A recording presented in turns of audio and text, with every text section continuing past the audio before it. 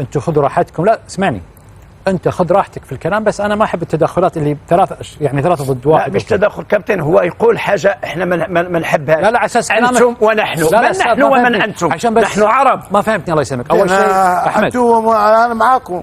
انت قصدي على اوروبا. احنا ان شاء الله حنفوز عليك يوم الجمعه ان شاء الله 5-0 المغرب لليوم. السلطنه صاحب انا سيقا المغرب ما ايه علمك سيقا المغرب علشان انا مش عارف هو قصده انت.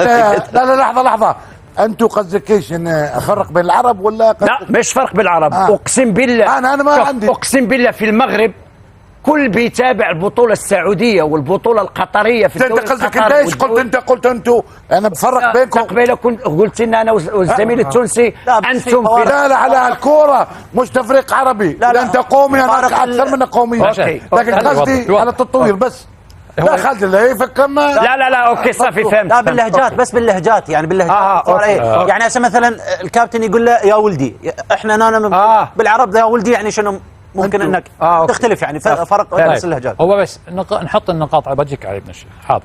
حقوا له حلقيه هذول عندهم وطنيه يا اخي. انت مشهور في المغرب في المجلس. هو في الاخر الاختلاف لا يفسد له القضيه. انا معاكم بس قصدي اوروبا فادتكم اكثر. لا تقول احنا فدنا انفسنا. احنا الناس نشتغل على احنا فدنا الدوري الفرنسي. ما في واحد الدوري الفرنسي. مين بيشتغل في الدوري الفرنسي؟ لاعبين توانسه جزائريين ومغاربه. المنتخب الفرنسي كله المشارك اخيرا 8 لاعبين من افريقيا. مدرب اللياقه في تونس توا اللي موجود مع المنتخب كان فلانس الفرنسي، جبناه من لانس الفرنسي. هو تونسي. عندنا تقاطف في اوروبا. انا عن نفسي كصحفي او مذيع افتخر لما اشاهد المنتخب المغربي والتونسي والجزائري، مش على المستوى الاول والله، حتى على مستوى الشباب والناشئين فخورين جدا الحقيقه. يعني هذه ما فيها نقاش. وارجع واقول مره ثانيه، انتم هنا خذوا راحتكم في الحديث، بس التداخلات انا هذه يعني على اساس الناس يسمعونكم لا اكثر ولا اقل، توصل معلومه. وين يسمعونا ولا ما يسمعونا؟ تخليت حالك. بس معلومه لو سمحت دقيقه، عندي ريال صار له ساعه بيتكلم. خالد هم كلهم اتهام عليه. اتهام انت بعد اتهمتهم؟ لا انا ما اتهمت، قلت لهم انا بمختصر فيه انه التجربه اخذتوها من اوروبا، واوروبا احتكت. هم اقحموك بالافكار وبديتوا تشتغلوا صح. هذا هم لا انا فكرني ضده. بس انا بقول لك شغله، انا لما اروح اوروبا اليوم اشوف دخلني في الملوك ودخلني ما اعرف ما خلاها. اوكي انا لما اروح المغرب اروح اوروبا حقيقه ترى اشوف المغرب العربي هم مسيطرين على الوضع. تبي الدكاتره، تبي المهندسين، تبي الاداريين، تبي اللاعبين. حقيقه هذه حقيقه ترى. لا كم بمدحهم سنه عندك. موضوع اللغه كمان، موضوع اللغه الى دور. طبعا على الشيخ. تفضل علي ابن الشيخ. انا اسف محمد بجيكم بس واحد تفضل. شوف تكلم انت على كره اوروبيه وعندهم الاكاديميات وعندهم الاموال وعندهم الان تروح في فرنسا ما عندهم تقريبا ما عندهمش لاعبين فرنسيين، كلهم افارقه ومغاربه وجناس اخرين امريكا دي سود برازيل او ارجنتين، وراهم هنا لاعبين فرنسيين ما كاش وحده. ثانيا كي تتكلم على كره القدم اوروبيه، احنا المغرب العربي كيف الاموال ما كانوش، الامكانيات ما كانوش، ولكن لاعبين يخرجوا من الشوارع كيما ارجنتين او البرازيل. لحقنا انت تتكلم على المانيا، مثال المانيا هي في اوروبا هي قوه كره القدم وايكونوميك تجاري. فهمت كيف انت المانيا شحال من كوب دي موند دات كاس عالم وكذا، تلعب هي والنمسا زوج بلدان عظمات يتحاوروا على الجزائر باش ما تجوش. هذا عيب وعار في اوروبا. هادو كانوا يلعبوا كره القدم ولا هما قويين، على يتشاموا على الجزائر باش ما تجوش. هذه اثنين. انت تتكلم على اكاديميات وكذا، اوروبا كانت عندهم اكاديميات صح، ولكن الامريك دي سيد، الارجنتين، برازيل، لوريغوي كان عندهم اكاديميات ما عندهم والو. عندهم الشوارع كوبا كابانا في الصابل ما يدربوا. ولكن لاعبين يخرجوا كانت عندهم أزينات تاع لاعبين البرازيل الارجنتين. الان نظرتك تغيرت حق الدوريات الخليجيه ولا ما زالت؟ حقيقه بصراحه. نعم هل ما زالت فكرتك او نظرتك عن الدوريات الخليجيه انها دون المستوى ولا تغيرت نظرتك الان؟ بصراحه انا صراحه انا اعرف، شوف انا اعرف عنك انت صريح الى ابعد درجه يعني. نصارح من اقوى الاعلاميين والصحفيين في الجزائر، فاعطني رايك الصريح ولماذا يعني؟ نعم. هي شوف نهضروا قبيله انت تكلمنا على لاعبين كي قلت انا لاعبين تاع الخليج ما يروحوش الخارج. قلت لي كاين هنا لاعبين عندهم مستوى ولكن عندهم امكانيات ما يخصهم والو كل شيء، دونك يقعدوا في بلدهم. نعم. لا لازم يروح يجيب التجربه هذه، وهذيك تجربه من اوروبا مثال، ومن بعد باش يجي الفريق الوطني قطري او سعودي او اماراتي يجيب لهم حاجه جديده ويجيب لهم ان بلوس كما يقولوا. ولكن هنايا ما ناش نشوفوها احنا في الخارج، ما يحبوش يروحوا. صح عندهم امكانيات، عندهم ما يخصهم والو، ولكن لازم الثقافه تتبدل، الثقافه تتبدل. وين الدراري صغار كي يبداو ملي يبداو صغار ويدوا طالعين، لازم من تما الثقافه هذه تدخل لهم باش منا القدام يلحقوا 16 17. طموح الرياضي يا كابتن، طموح الرياضي. يعطيك صح. باش نعم. محمد كان عندك تعليق؟ شوف ايوه انا اتكلم على نفس سؤالك، لانه الاخوان يعني اخذونا الى جانب بعيد عن نفس السؤال اللي نتكلم فيه. السؤال اللي سالته يا ابو جاسم هي موضوع الكره الافريقيه والكره الاسيويه. هذا السؤال اللي يمكن على مدى سنوات ودائما يتم النقاش حول الكره الاسيويه والكره الافريقيه. احنا لما نسال على الكره الافريقيه، هل الافريقيا او قاره افريقيا خدمت الكره الافريقيه؟ لا. الكرة الأفريقية، لأنه احنا نتكلم مثل ما تكلم الزملاء على الإمكانات المادية البشرية، الملاعب كل هذه ما هي متوفرة في قارة أفريقيا. إذن أروح مع أخ أحمد في جزئية أنه الحاجة أحيانا تصنع المعجزات. ذكرت نقطة والحبيب أيضا ذكر نقطة اللي هي أنه الآن تمارس الكرة في كل مكان في الأحياء.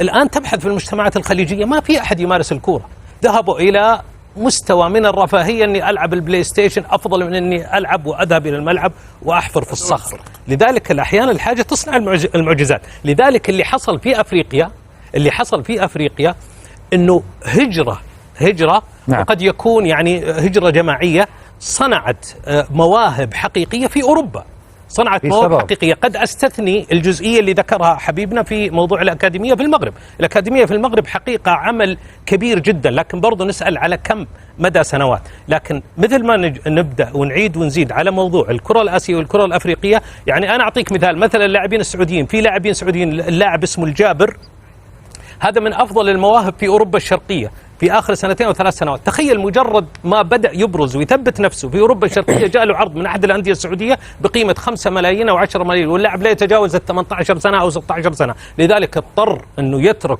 الاحتراف برا وعاد إلى السعودية، والآن له أكثر من سنة ما حد يشوفه في داخل الملعب. لذلك أحيانا هي الأمور المادية وانعدام الحافز وانعدام الطموح قد يقتل مثل هذا. تفضل. صحيح ما في إمكانيات دول أفريقيا بالنسبة للفرق العربية يعني. بس موضوع اللغة، هلا الموضوع اللي كانوا عم يحكوا فيه الشباب عم يتناقشوا فيه، يعني موضوع اللغة هو له دور كمان حتى يكونوا قراب من أوروبا. اللغة الفرنسية، تداولوا اللغة الفرنسية كمان أثرت بهذا الموضوع، يعني غير عن باقي العرب بالخليج مثلا أو نحن نطاقنا، يعني هذا الشيء أثر كتير. موضوع اللغة الفرنسية أو الإسبانية بالنسبة إنه احترافهم بالدول، يعني مثل ما حكوا تكونوا وين؟ بالأكاديميات المغربية أو التونسية، بس هن وين طوروا؟ وين نتائج التطوير؟ وين البنية التحتية اللي اشتغلوا فيها؟ مثلا أنت طلعت من عمر 10 سنين، بعد هال10 سنين 12 سنة و13 سنة و14 سنة، وين كنت أنت؟ ممكن رحت احترفت لحتى تطورت، لحتى صار في عندك إمكانيات. موضوع اللغة هو أنا برأيي عمل الدور وساعد تونس والمغرب إنه تصل لاعبينها يصلوا لأماكن كتير كبيرة بالاحتراف بالأندية الفرنسية والإسبانية. صحيح. على اللغة الإنجليزية في الخليج ما تطورش، ما تخليش أنهم يحترفوا. يعني انت ارتبط، ساعدت اللغه، ساعدت. لا واحنا ما عندناش لاعبين فقط من طبيعه البلد والجزائر فقط في فرنسا واسبانيا. يعني مثلا المغرب لا يتكلم الاسبانيه، أنا مثلا تونس لا تتكلم الاسبانيه، الجزائر لا تتكلم الاسبانيه، لا المانيا في كثير لاعبين في المانيا من تونس مشوا لالمانيا. البيئه هذا لازمك وحدك، هذا حاجات لازمك وحدك. انا رحت على لحظه كابتن، لازمك هذه حاجات وحدك. انت تحب انك تتعلم اللغه الالمانيه تروح اسبانيا تتعلم اللغه الاسبانيه. انا هلا بتروح لازمك تتعلم اللغه وتطور من نفسك. اشرف حكيمي في باريس سان جيرمان تعلم الفرنسيه. كان في ريال مدريد بيتحدث بالاسبانيه. الان وين بداياتهم؟ بتلاقي اول نقله بيروح هو اللعيبه لعيبه شمال افريقيا بيروحوا على فرنسا مثلا. اول نقله بالنسبه لهم بيلعبوا سنه سنتين بيظهروا بيبينوا بعدين ممكن يروحوا لليفل اعلى. ايوه يعني هذا الشيء اللي شفته. انا رحت على مثلا على تونس بصراحه، يعني الاجواء وكذا تحس حالك عايش باوروبا. طبيعه البلد والاجواء وحتى حديث العالم وحتى اللغه دائما بتلاقي متداوله اللغه الفرنسيه دائما. بس ما فيش حاجه اصعب من انك تترك اهلك وتمشي تعيش في بلد اوروبا.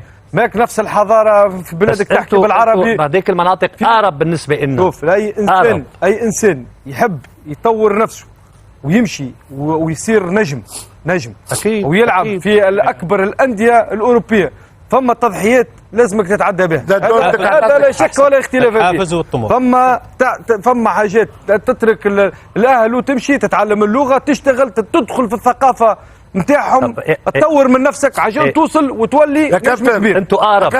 انا شاكر مانيش عارف. انا عندي زوز رجلين، انت عندك زوز، يعني كل انا يدين انت عندك يدين، انا عندي راس انت عندك راس. هذه اما انا ممكن شغال اكثر منك، ممكن انا نخدم اكثر منك، بتفكر اكثر منه. بنفكر اكثر. انت ممكن تمشي. المصريين يتعب شويه. المصريين مش يقول لك ليش ما مش يقول لك يتعب يمشي. ما في اهلي الزمالك انديه قويه. عمرو زكي مثلا. لا احنا بص، الكوره ممكن تعوضها. الحاجات اللي هي ديت بتعوضها على من اوروبا. لا ما اروح. احنا 2006 و2008 و2010 2006 و8 و10 ونهائي 17 ونهائي 21 على فكره هو بلعيبه 90% مصريين بيلعبوا في الدوري المحلي اهلي وزمالك. انت كنت حسن شحاته 3 بطولات ولكن في قلب في روح. وصلت احسن لاعب بافريقيا 2005 2006 تمام. ليش ما طلعت احترفت باوروبا؟ عارف ليه؟ لان انا تفكيري كان تفكير عقيم. انا تفكيري تفكير عقيم. لعبت سنه في السعوديه وسنه في قطر، حاسس ان انا مش بتاع سفر. لا انا عايز انا ارجع بكل صراحه. دماغي مش محمد صلاح. هل هذا تفكير صح؟ مادة ولا هل هذا تفكير صح؟ لاعب يبدا عندك امكانيات وتحب تقعد في بلدك وتنسى انك ما تصير نجم وتلعب في نوادي كبيره.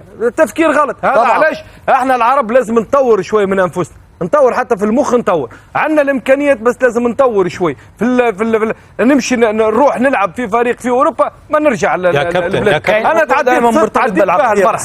بس الموضوع مرتبط بالعقليه. هي مرتبطه بمشكله عقليه. تماما تماما. اقول يا كابتن مهما كان الحافز اللي تتكلم عليه صحيح، مهما كان الحافز والطموح، لكن تاكد ان كل هذه الامور امام المال تسقط.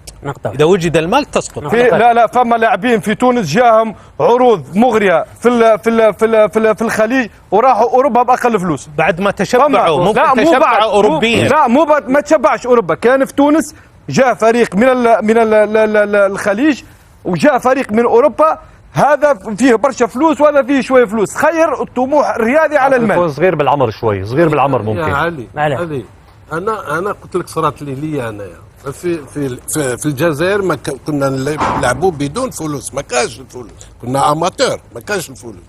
في الامارات عطاوني كما يقول لك فلوس كثيره، ولكن شفت المستوى بعيد، كانوا هذاك وين بداو بعيد.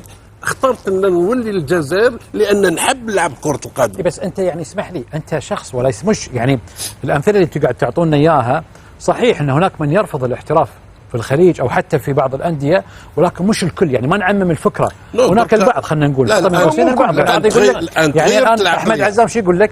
يقول لك اللاعب الصغير طبيعي يقول لك انا اذا رحت اوروبا قد حصل لي الامجاد والانديه الكبيره. اخر عمري بفكر انا بالماده بصير بشكل اكثر على المستوى عالمي، لاعبين عالميين يعني. ومش عيب هو خاطر اللاعب يعرف انه الخليج ما يروح عليه، يمشي حتى ما نجح في اوروبا بيرجع للخليج.